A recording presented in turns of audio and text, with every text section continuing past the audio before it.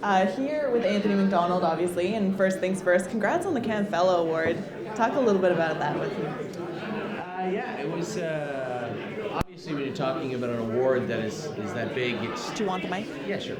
It's humbling, it's surprising, but at the same time, when I look at all the work that everybody's put into what we built at the stable, and I see a number of our clients here today, also, it's impressive, right? And it isn't just that we built something big, but we built something that's become a mechanism in the industry, and we have a number of Winbak horses.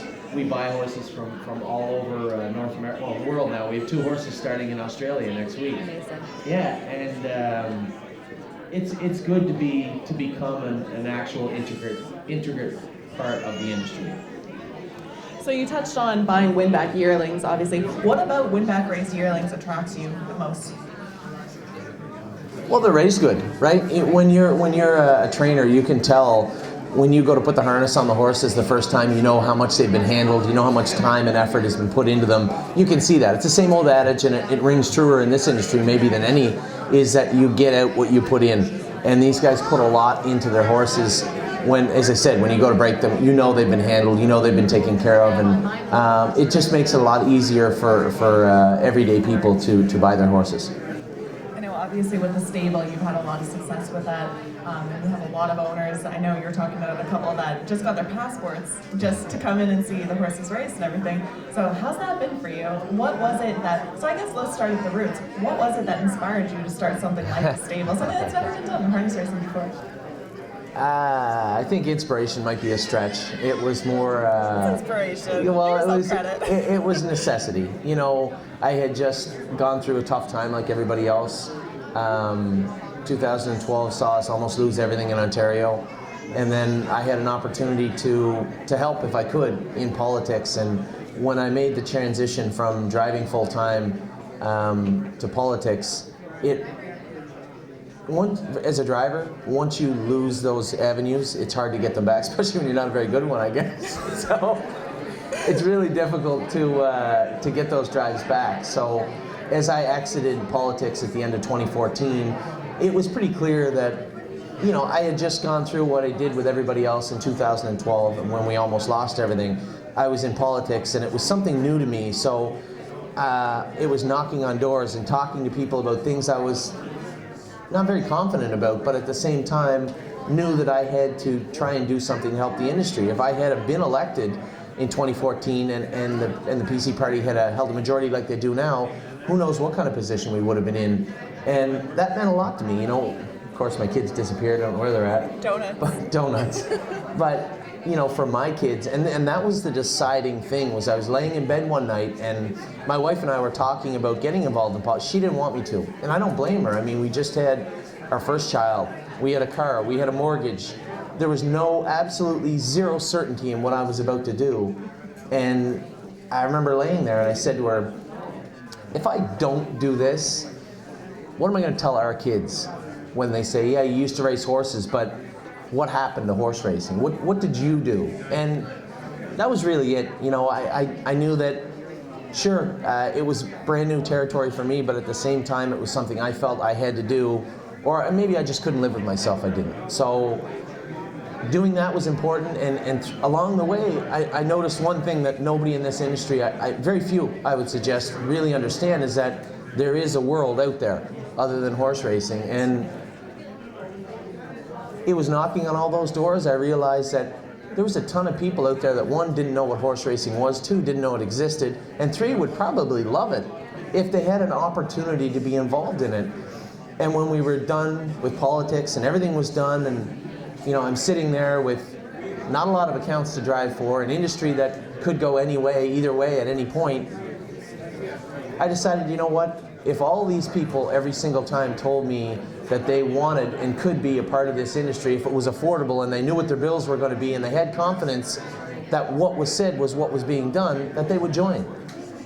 And that's where the stable came from, was simply that. And I must have caught my wife on a day where she was not lucid, because I had said to her, I said, the only way we can do this is I have to travel around to every farm I can email every farm, call every farm operator, and then we have to take some equity out of the home to buy some horses.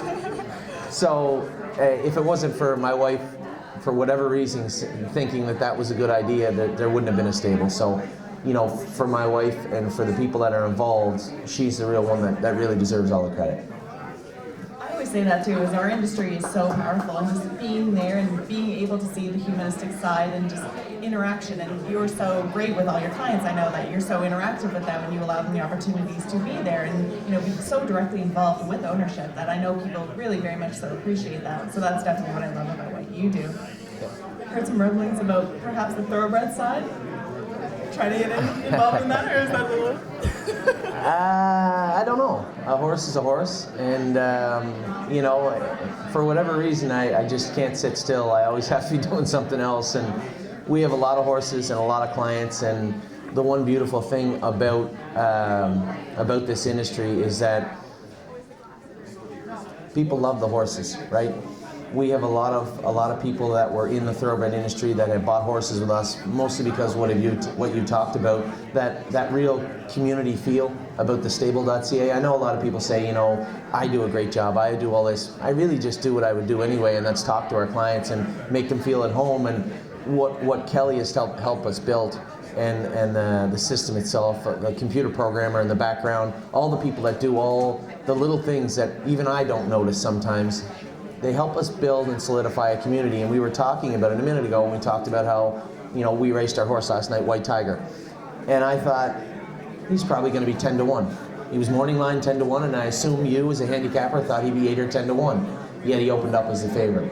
Because all the people that profess not to be gamblers that join up with the stable.ca, somebody's gambling on these horses. They're all overbet, they're all undersold, and I suggest, even though I can't prove it, probably somebody analytical like you can, is that we play a bigger role than even I think.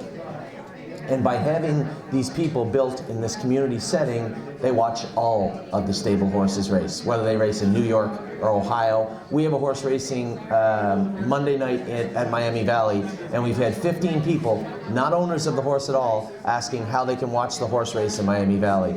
And that's really what it's all about, is building that community. So I was trying to get away from the thoroughbred question, but Get away from I wouldn't say it's out of the realm of possibility. We have a lot of people that would be interested in it, but at the same time, it would be like being really good at checkers and being asked to play chess. They're both on a board, but they're very, very different. You touched on a lot of great points, and most importantly, we were talking off camera, and you were mentioning about how people want to get involved, and you know, people are involved, and even in the betting aspect. I mean, you touched on it. 10-1 morning line, getting a ton of play, and raced very well. You got to give yourself credit for that. A very solid second place effort. Yeah. With you driving, so. Yeah, you can't drive them all. You can't drive them all bad all the time. So, can you touch upon some of the yearlings that you have right now? Anything notable in terms of training? Anyone that really stands out? Anyone that's really caught your attention? Yeah, I mean, I was just talking about this to a number of clients. A lot of times we'll have conference calls and we'll have email chains, and we're always talking back and forth. And I don't know whether it's because they're right in front of me this year, but it just seems like we have so many good horses this year. And I know Joe, obviously we're Winbak, so it'd be unfair if I didn't mention some of the horses we got at Winbak. And we had a horse we bought from Joe last year called Brushcut 2 years ago.